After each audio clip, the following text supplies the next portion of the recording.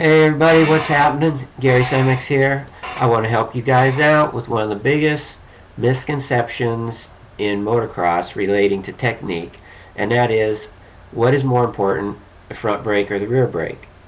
In motocross, they're both very important, but most people think the front brake is more important. Well, of course you have more stopping power with the front brake, but you can't really use that stopping power if you're not using the rear brake correctly.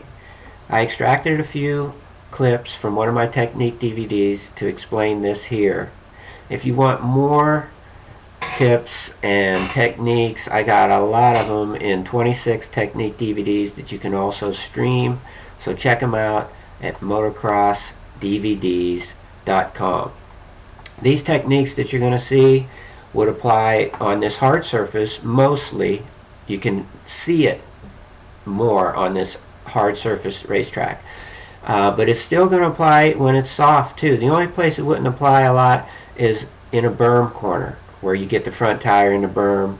Then what I'm talking about in these clips aren't really going to apply, but other than that, they're going to apply on big bikes, small bikes, 2-stroke, 4-stroke.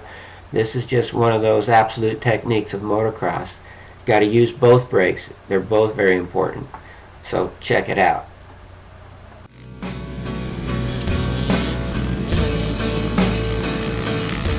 I realize we already covered braking in DVD number 2 of this series, but braking is so important that it's worth covering again here in these flat, slippery corners.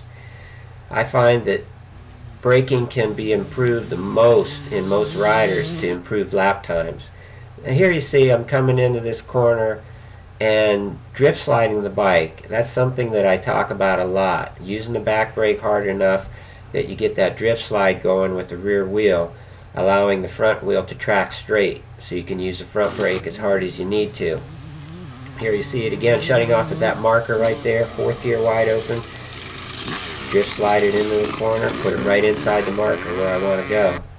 Now if I do not use the rear brake, to give you an example, shut it off in the same place, and it's all front brake, no rear brake, the back wheel just follows the front wheel, and I cannot use the front brake very hard or the front end would knife and slide right out. So you see right there, I'm shutting off the gas, same place, not using the back brake, just using the front brake. Back wheel's following, there's no drift slide. I'm doing all the steering with the front wheel, and holy cow, that thing is going to slide out if I put that front brake on any harder than that. And I missed the mark, go outside the corner. There you see a good picture of it. On the left, all front brake. On the right, the correct way.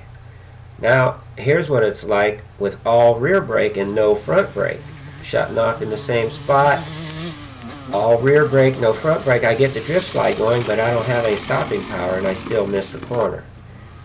See here, coming in, shut off at the same spot, downshift twice, so I get in the 2nd gear, and I can apply the back brake and get that drift slide going, but without using the front brake, I have no stopping power. The bike, I can't slow the bike down enough, and I go outside of the corner. I can't stay on the inside of the cone marker that I have there and overshoot the corner.